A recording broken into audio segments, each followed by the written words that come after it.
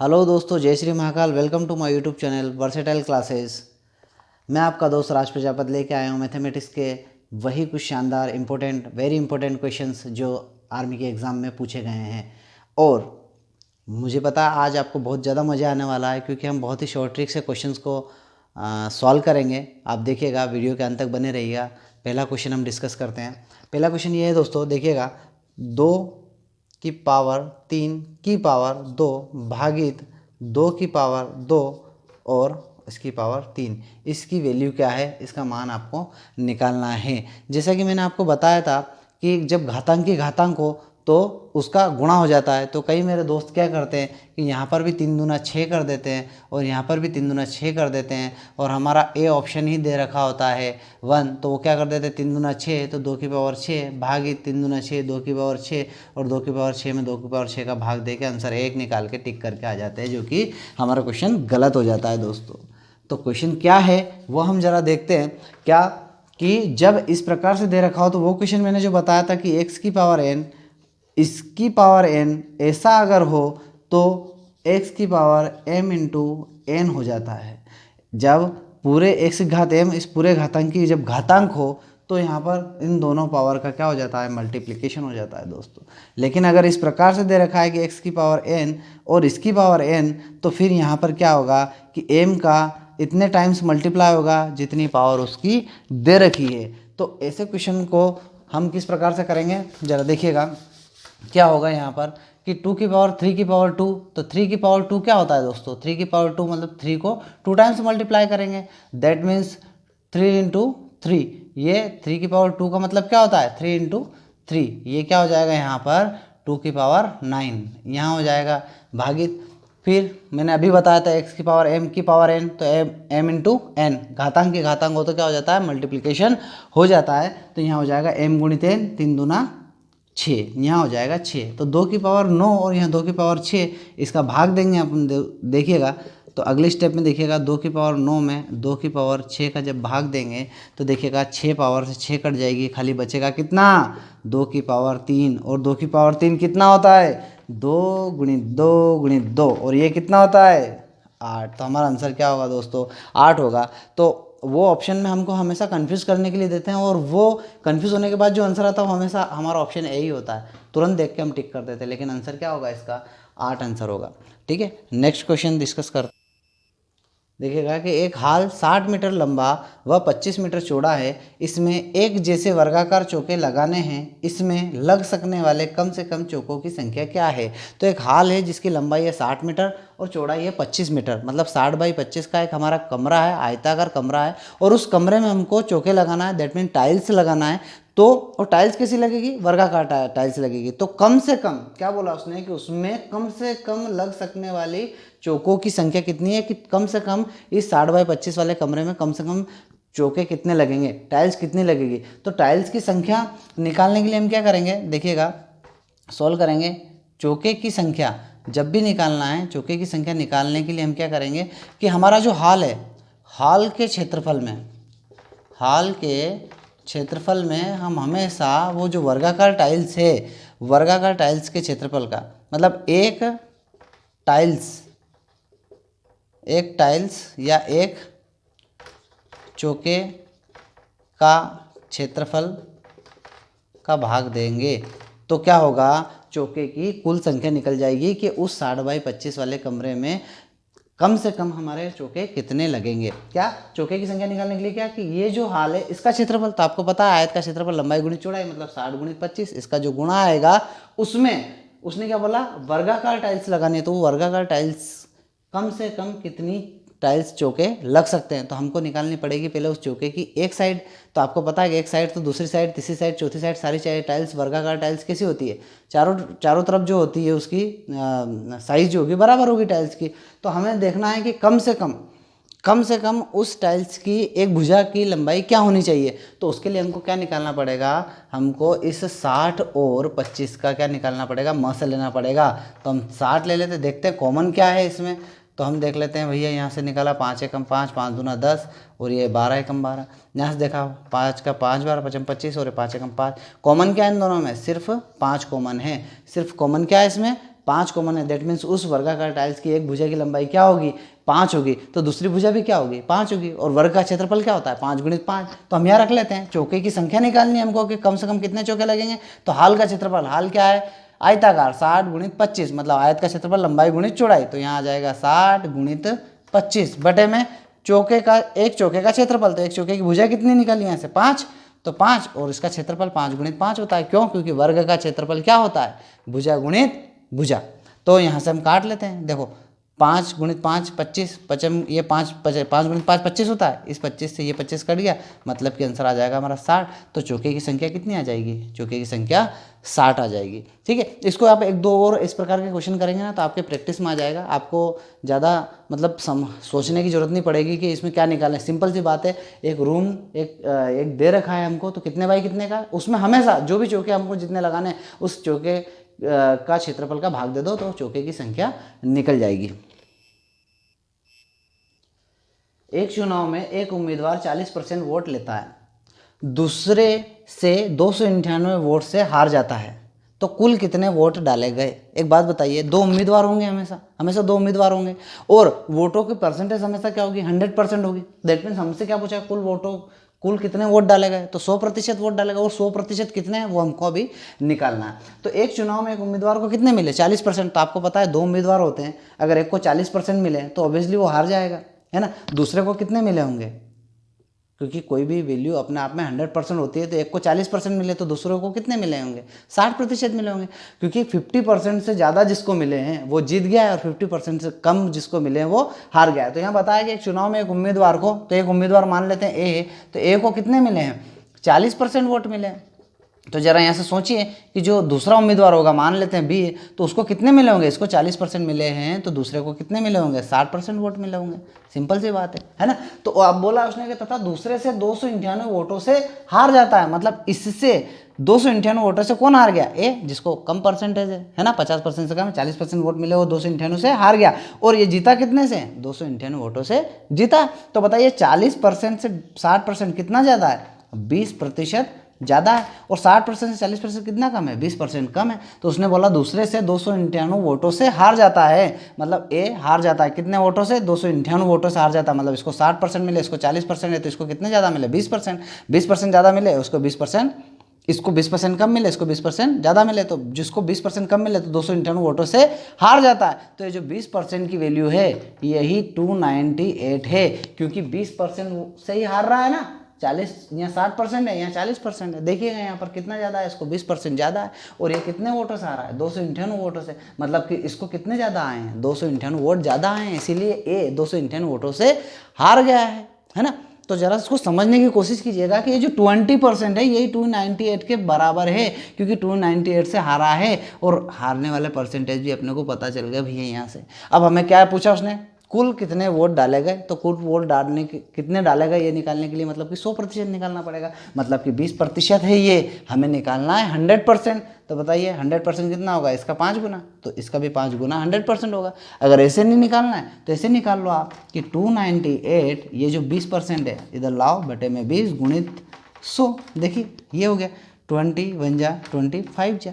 अब इस 298 में 5 का मल्टीप्लाई कर दो तो कितना हो जाएगा, 0 4, कितना हो जाएगा 9, फिर कितना आ जाएगा 4, फिर कितना हो जाएगा, फिर आ जाएगा 4, तो इतना कितना आ जाएगा 1490। मतलब कि कुल वोट कितने थे, कुल वोट कितने डाले गए, 1490 वोट कुल डाले गए थे। ठीक है, नहीं समझ में आया तो आप वीडियो को पीछे जाकर भी वापस से इस क्वेश्चन को समझ सकते हैं। इस प्रकार का क्वेश्चन आता ही आता है दोस्तों। ठीक है, तो थोड़ा सा इस पर फोकस ज़्यादा कीजिएगा।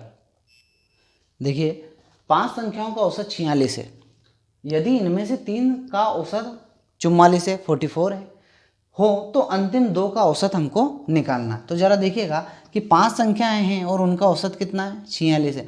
तो जब भी हमें 5 संख्याओं का औसत दे रखा है और उनका योग निकालना है तो इसका इससे मल्टीप्लाई कर देंगे। इनमें से 3 संख्याओं का औसत कितना है, 44 है, तो 3 संख्याओं का टोटल योग निकालेंगे कि कुल योग कितना है, तो 44 का 3 से गुणा कर देंगे। क्यों कर देंगे, देखिए मैं बताता हूँ कि मान लो 3 संख्या दे दी, 5 संख्या दे दी कि x y z के और एल दे दी, और 5 संख्याओं का औसत कैसे निकालते हैं, बटे में 5 ही लिखेंगे ना, और इसका औसत कितना दे दिया 46 दे दिया।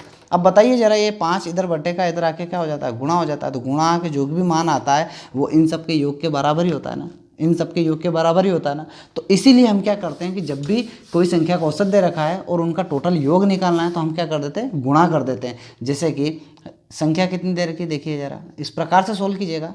कौन सी संख्या, कितनी संख्या दे दी, 5 संख्याओं का औसत, ये लिख दिया मैंने यहाँ पर औसत। 5 संख्याओं का औसत कितना है 46 है। तो इनका 5 संख्याओं का योग कितना है, ये इनका मल्टीप्लाई करके आ जाएगा कितना 0 3 230, ठीक है 230, ठीक है। तो संख्या 5 थी, उनका औसत 46 है, तो योग इतना आ गया। अब इनमें से इन 5 संख्याओं में से 3 संख्याओं का औसत कितना है, तो संख्या थी कितनी 3, और इनका योग औसत कितना दे दिया 44। तो इनका भी हम क्या निकाल लेते हैं, योग निकाल लेते हैं। तो योग निकाल लेंगे, ठीक है, ये आ जाएगा, ठीक है। तो देखिएगा जरा, 5 संख्याओं का योग कितना आ गया 230, और 3 संख्याओं का योग कितना आ गया 132। 3 संख्या कौन सी, वही जो 5 संख्या में थी। 5 संख्याओं का योग निकाला 230 और 3 संख्याओं का योग 132। तो बताइए भैया कि 5 में से 3 गया तो मतलब कितना, 2 संख्या का योग कितना आ जाएगा, इसमें से इसको घटा दो। तो यहाँ से घटाया कितना आ जाएगा 8 है ना, 9, ठीक है, ठीक, ये आ जाएगा 98। तो 2 संख्या का योग कितना आ जाएगा, 5 संख्याओं के योग से 3 संख्याओं के योग को घटाया तो 2 संख्याओं का योग हमारे पास बच गया। लेकिन हमसे 2 संख्याओं का योग पूछा है क्या, नहीं पूछा। हमसे पूछा है अंतिम 2 का औसत निकालो। तो हमारे पास योग तो आ गया है 98, और इन 2 संख्याओं को औसत निकालने के लिए हम क्या करेंगे, हम 2 का बोला ना तो 2 का भाग दे देंगे। 2 एकम 2, 2 चौक 8, 1 9, दैट मीन्स 49। तो उन 2 संख्याओं का औसत क्या होगा 49 होगा। देखिए क्वेश्चन है कि सबसे छोटी प्राकृतिक संख्या क्या है भैया, सबसे छोटी प्राकृतिक संख्या कहाँ से शुरू होती है, हमारी गिनती की संख्या है, और गिनती की संख्या कहाँ से शुरू होती है, हम 1 से शुरू करते हैं। तो सबसे छोटी प्राकृतिक संख्या क्या होगी, 1 होगी, ठीक है। और अब बात करते हैं पूर्ण संख्याओं की। तो जब प्राकृत संख्याओं में 0 भी शामिल कर लिया जाता है तो उन्हें पूर्ण संख्या कहते हैं। तो सबसे छोटी पूर्ण संख्या कौन सी हो गई 0, लेकिन सबसे छोटी प्राकृत संख्या क्या होगी 1 होगी, ठीक है। नेक्स्ट क्वेश्चन देखते हैं कि यदि किसी वृत्त की त्रिज्या 100% बढ़ाई जाती है, यदि किसी वृत्त की त्रिज्या 100% बढ़ जाती है तो उसका क्षेत्रफल कितने प्रतिशत बढ़ जाएगा। तो एक बताइए कि एक वृत्त है हमारे पास, ये यहाँ से यहाँ तक क्या होती है, इसकी त्रिज्या होती है, यहाँ से यहाँ तक क्या होती है, इसकी त्रिज्या होती है। इस पूरे को क्या कहते हैं हम, व्यास कहते हैं। त्रिज्या का डबल व्यास होता है। तो जो मिडिल पॉइंट से यहाँ तक होती है त्रिज्या होती है। अब क्या बोला है, किसी वृत्त की त्रिज्या 100% बढ़ाई जाती है। तो एक बात बताइए, ये इतनी है 100% बढ़ाई मतलब इतनी और बढ़ा दी, ठीक है। तो ये इधर ही बढ़ेगी क्या, अरे भैया ये भी त्रिज्या, ये भी इधर 100% बढ़ेगी कि नहीं बढ़ेगी। दैट मीन्स ये सर्कल इस प्रकार से हमारा पूरा कंप्लीट हो जाएगा। तो उसने बोला है कि उसके क्षेत्रफल में कितने प्रतिशत की वृद्धि हो जाएगी। तो ऐसा मत सोचना है कि 100% और 100% बढ़ गए तो 200%, तो उसके क्षेत्रफल में 200% की वृद्धि हो जाएगी, है ना। या फिर 100 200 300 400% की वृद्धि हो जाएगी। ऑप्शन रहेगा आपका, ए ऑप्शन 200, बी ऑप्शन 400, सी 300, और इनमें से कोई नहीं। तो इस प्रकार से हमारा आंसर आएगा। तो हमें ध्यान देना है कि इस प्रकार के क्वेश्चन को हम किस प्रकार से करें। मैंने बताया है कि आपको दोनों तरफ बढ़ेगी, 100% इधर 100% इधर।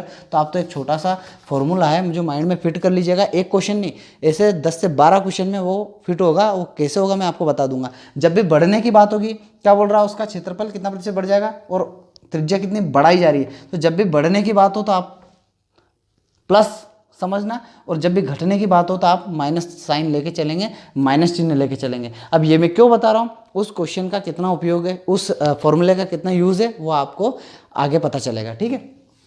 देखना उस फॉर्मूले से हम कितने क्वेश्चन सॉल्व करेंगे, है ना। तो उसे जादुई फॉर्मूला बोल सकते हो आप, ठीक है। यदि किसी वृत्त की त्रिज्या 100% बढ़ाई जाती है तो उसका क्षेत्रफल कितने प्रतिशत बढ़ जाएगा, कितना प्रतिशत बढ़ जाएगा। तो फॉर्मूला है सिंपल सा, x + y + x × y × 100। आप मैं हर बार याद करवा सकता हूँ, इसको माइनस, इसको प्लस, इसको माइनस, है ना। ऐसा नहीं, हमको 10 याद नहीं करना, एक ही याद करो सिर्फ प्लस में। लेकिन याद रखो कि जो बढ़ने वाली है उसके साथ प्लस चिन्ह चाहे साइन लेंगे, चिन्ह लेंगे, और जो घटने वाली है उसके साथ में माइनस चिन्ह लेके चलेंगे। लेकिन उसने बोला कि यदि किसी वृत्त की त्रिज्या 100% बढ़ जाती है, तो मैंने कहा इधर भी 100% बढ़ेगी, इधर भी 100% बढ़ेगी। तो x भी 100, y भी 100, वैल्यू रख देते हैं। 100 यहाँ बढ़ी, 100 इधर भी बढ़ी, प्लस 100 × 100 बटे में 100। देखिएगा यहाँ पर 100 से 100 कट गया, मतलब 100, 200, 300, दैट मीन्स 300%। यहाँ पर उसका क्षेत्रफल कितने प्रतिशत बढ़ेगा? उसका क्षेत्रफल 300% से बढ़ जाएगा यदि किसी वृत्त की त्रिज्या 100% बढ़ जाती है। ठीक है, नेक्स्ट क्वेश्चन देखिए, किन्हीं दो संख्याओं का योग 10 है, उनका गुणनफल 20 है, उनके व्युत्क्रम का योग होगा। उनके व्युत्क्रम का, व्युत्क्रम मैंने समझते हो ना, व्युत्क्रम दैट मीन्स उल्टा। जैसे 2 है तो 2 का व्युत्क्रम 1/2, 5 है व्युत्क्रम 1/5। ठीक है, तो किन्हीं दो संख्याओं का योग 10 है। कोई संख्या आपको पता है क्या? नहीं पता। ठीक है भैया, नहीं पता तो दो संख्या मान ली मैंने, x और y, और क्या बोला उन्होंने? उनका योग, मतलब x और y का योग कितना? 10, और उनका गुणनफल 20 है। उनका गुणनफल 20 है मतलब क्या? वही संख्या है x और y, और उनका गुणनफल कितना है? 20। लेकिन उनके व्युत्क्रम का योग ज्ञात करना है, तो व्युत्क्रम क्या होगा बताइए? x एक संख्या है तो उसका व्युत्क्रम क्या होगा? 1/x होगा, है ठीक है। y दूसरी संख्या है तो उसका व्युत्क्रम क्या होगा? 1/y होगा। और पूछा क्या है? उनके व्युत्क्रम का योग होगा, मतलब कि दोनों को उल्टा करके उनका योग, और यही हमको निकालना है। मतलब 1/x + 1/y बराबर क्या? इसकी वैल्यू उनने हमसे पूछी है। ठीक है, तो ऐसे क्वेश्चन को हम इस प्रकार से सॉल्व करते हैं कि ये हमारा क्या हो गया? इक्वेशन 1 और इक्वेशन 2। तो इसको हम ज़्यादा बड़ा नहीं करते हैं कि यहाँ से हम क्या करेंगे कि x की वैल्यू निकाल लेते हैं, y यहाँ पर बटे में आ जाएगा, और 20/y यहाँ पर x की जगह रख देते हैं। इस प्रकार से करेंगे, फिर x की वैल्यू निकलेगी, फिर y की वैल्यू वापस इक्वेशन में रखेंगे, और थोड़ा सा बड़ा हो जाएगा, लेंदी हो जाएगा। इस प्रकार से क्वेश्चन हमको सॉल्व नहीं करना है। तो हम क्या करें कि इसमें, इस समीकरण में इस समीकरण का भाग दे दो। ठीक है, तो क्या करेंगे अपन? देखिए, x + y में हमने x + y, x × y का भाग दे दिया। इधर क्या है हमारा? 10, और इधर क्या है? 20। जरा देखिएगा कि x + y बराबर 10 था, तो x + y बराबर 10। इसमें हमने क्या कर दिया? x × y/20 का भाग दे दिया। x y में x y का चले गया, और संख्या में संख्या का चले गया। अब यहाँ देखते हैं हम कि हमने देखा है हमेशा ऐसा होता है जब भी कि 4 + 6 और बटे में 7 है, तो इसको आप ऐसा लिख सकते हो कि ये क्या है? पूरे के बटे में 7 है, मतलब ये 4 के भी बटे में 7 है, प्लस 6 के बटे में भी 7 है। इस बटे के 7 का मतलब ये है कि ये 4 के बटे में और 6 के बटे में भी। इसको आप इस प्रकार से लिख सकते हो, और ऐसा अगर लिखा हो तो ऐसा लिख सकते हो। ठीक है, तो यहाँ पर हम देखते हैं कि x + y, x × y, इसको क्या है? x y को दोनों के बटे में लिख सकता हूँ, तो x को xy प्लस y को भी xy के बटे में रख दिया, प्लस यहाँ देखिएगा ये कट गया तो क्या आ गया? 1/2 आ गया। जरा देखिएगा यहाँ पर एक जैसा क्या है? x से x कट गया, यहाँ पर देखिए y से y कट गया। यहाँ पर क्या आ गया हमारा? जरा देखो, यहाँ पर आ गया है, मैं इधर लिख लेता हूँ एम्प्लाइज करके। यहाँ पर 1/y, और यहाँ पे क्या आ गया? +1/x, और बराबर भी कितना आ गया? 1/2। और उनने क्या कहा था हमसे? उनके व्युत्क्रम का योग निकालिए। तो बताइए हमने दो संख्या कौन सी मानी थी? x और y, x और y। तो x का उल्टा 1/x, y का उल्टा 1/y, और दोनों का योग 1/2। अब ऐसा मत बोलना कि 1/y + 1/x आया सर, 1/x + 1/y आना था। अरे भैया जोड़ेंगे, 2 को 3 में जोड़ो या 3 को 2 में, बात तो एक ही है ना। तो हमारा आंसर क्या आएगा? 1/2, यही हमारा आंसर है। ठीक है, तो इस प्रकार से इस क्वेश्चन को सॉल्व करेंगे। देखिए, पहले 10 प्राकृतिक संख्याओं के वर्ग का योग कितना होगा? पहली 10 प्राकृतिक संख्याओं के वर्ग का योग कितना होगा? अगर मान लो दोस्तों छोटा दे दिया कि पहली 4 प्राकृतिक संख्याओं के वर्गों का योग, या 3 वर्गों का योग, तो 1 दे दिया, 2 दे दिया, 3 दे दिया, और उनके वर्गों का योग आपसे पूछ लिया, तो इसको आप आसानी से निकाल लोगे। या फिर 4 का भी वर्ग दे दिया, आपको बोल दिया कि पहले 4 प्राकृतिक संख्याओं का वर्ग, तो प्राकृतिक संख्या 1 2 3 4, और इनके सभी का वर्ग कर दिया, और इनका योग पूछ लिया, तो आप क्या करोगे? डायरेक्ट कर दोगे। 1 का वर्ग 1, 2 का वर्ग 4, 3 का वर्ग 9, 4 का वर्ग 16। अब देखिएगा यहाँ कितना हो जाएगा? 16 4 20, 21 9 30, मतलब इन सब का योग कितना आ गया? 30 आ गया, और इस प्रकार से आप निकाल दोगे। लेकिन जब अब दे दिया है पहले 10 प्राकृतिक संख्या को योग, तो आपको क्या करना पड़ेगा? 5 का वर्ग, 6 का वर्ग, 7 का वर्ग, 8 का वर्ग, 9 का वर्ग, 10 का वर्ग, और 10 छोड़ो 15 तक दे दिया, 1 से लेकर 15 तक प्राकृतिक संख्या के वर्गों का योग बताइए। तो क्या आप सभी के वर्गों का योग करने बैठोगे? सबका वर्ग करोगे, वर्ग करने के बाद योग करोगे, तो कितना टाइम चले जाएगा? हमारे पास क्या होता है दोस्तों, हर क्वेश्चन को हम शॉर्ट तरीके से सॉल्व कर सकते हैं। अब मैं आपको फॉर्मूले ऐसे लिखा रहा हूँ सिर्फ कि फॉर्मूले से आप उसको चुटकियों में सॉल्व कर सकते हो। हर क्वेश्चन के लिए हम फॉर्मूला नहीं लिखेंगे, फॉर्मूला नहीं याद करेंगे, शॉर्ट से शॉर्ट मेथड यूज़ करेंगे। लेकिन अगर जिसका फॉर्मूला लिखवा है तो उसको फॉर्मूला आप लिख लीजिएगा, क्योंकि वो उसी तरीके से, बहुत शॉर्ट तरीके से होगा, उसके अलावा वो लॉन्ग मेथड से यूज़ होगा।